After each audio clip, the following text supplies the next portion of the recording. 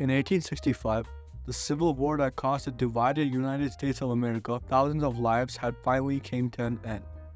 All enslaved people were to be declared free and have the same rights as their white counterparts.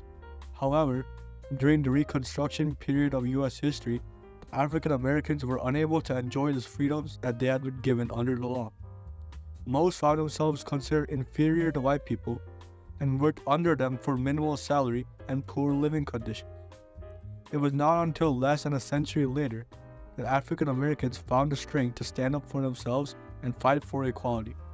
Despite the phrase "all men are created equal" enshrined in the Constitution, the reality was this was not the case, as African Americans were treated very badly, and the white people around them still considered them the lesser race. Thus, the South had implemented institutional segregation through the Jim Crow laws, mandating separate public facilities for African Americans and white people. These facilities had a drastic difference in quality, where African Americans often were unable to enjoy the same amenities as white people. One of the major institutions affected by this unfair situation: education. At the beginning of the Civil Rights Movement, Linda Brown's attempt to attend a segregated all-white school drew resentment from white resistance such as Southern legislators and parents. The Supreme Court case led to the desegregation of schools all across the country. While this ruling held pragmatic intentions, the reality was that many public schools remained segregated due to widespread opposition against the ruling. However, this ruling empowered future generations to pursue higher education and professional careers previously inaccessible to them.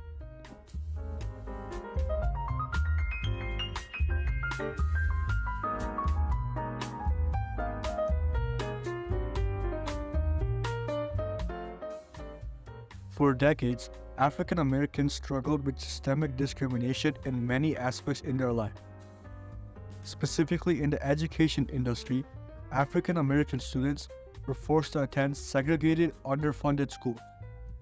These schools had a drastic difference in quality opposed to schools devoted to white children. To shed light on these differences, organizations such as the NAACP recognized education as a pivotal battleground for civil rights and began challenging such inequality in the courts of law.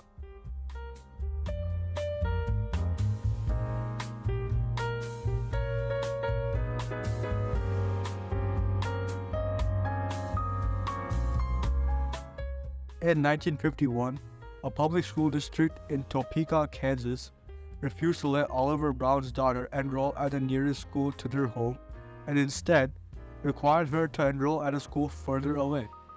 This was a circumstance across schools in the South, part of a broader strategy by the NAACP to challenge segregation. The NAACP's efforts to combat the unfairness of segregation led to a lawsuit against the school board in Topeka, Kansas, which led its way up to the national level.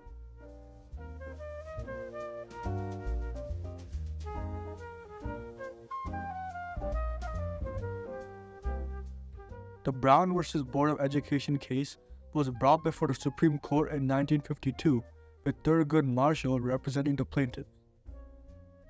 On May 17, 1954, Chief Justice Earl Warren ruled that separate educational facilities are inherently unequal. This landmark decision overrode Plessy v. Ferguson, declaring that state laws prohibiting segregated public schools for white and black students were unconstitutional.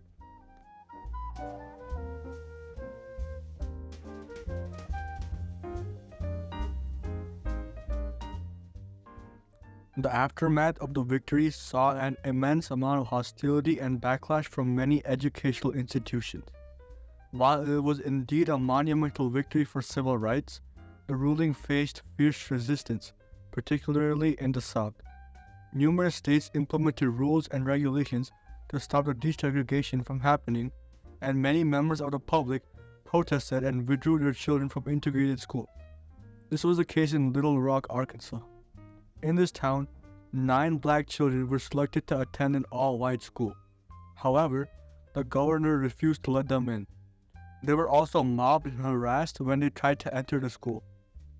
As a result, Eisenhower issued Executive Order 10730, sending in federal troops to enforce the desegregation order. Another key event of resistance took place when black students arrived at Southern Boston High School in 1974. In order to protect them, police officers were sent to make sure that the students were able to enter the building safely. Although this event took place 20 years after the initial ruling, Brown v. Board of Education had still not been effectively followed, as state governments opted to close down schools rather than desegregate them. The fact that schools were just getting desegregated 20 years from when they were first forced to do so showed the general lack of disregard for the law. It also caused violence in Boston over the children coming to their once segregated school. After a white student was once stabbed in Boston, hundreds of white families moved to the suburbs or placed their children in private schools to get away from black children. The enforcement of desegregation in Little Rock and similar conflicts were turning points because they forced the U.S. government to intervene directly, asserting federal authority over state resistance.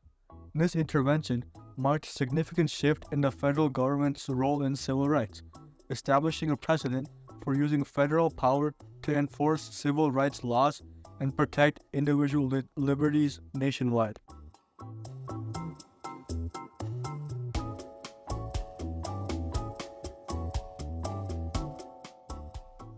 Brown versus Board of Education was more than a legal victory. It was a catalyst for educational reform.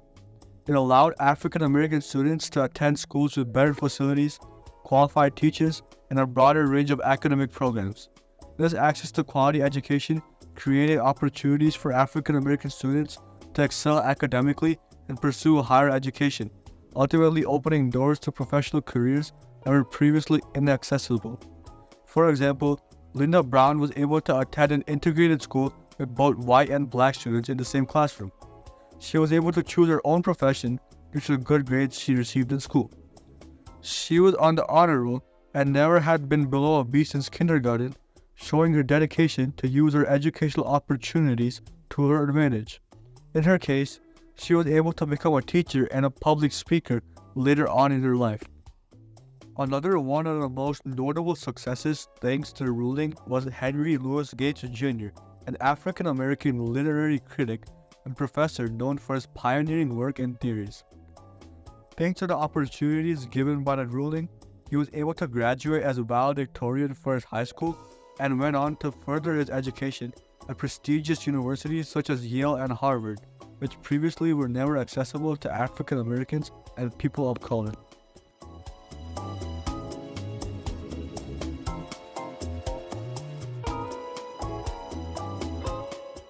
Today, the legacy of Brown v. Board of Education is seen in classrooms across America as each and every school is integrated, a melting pot of cultures all across the globe.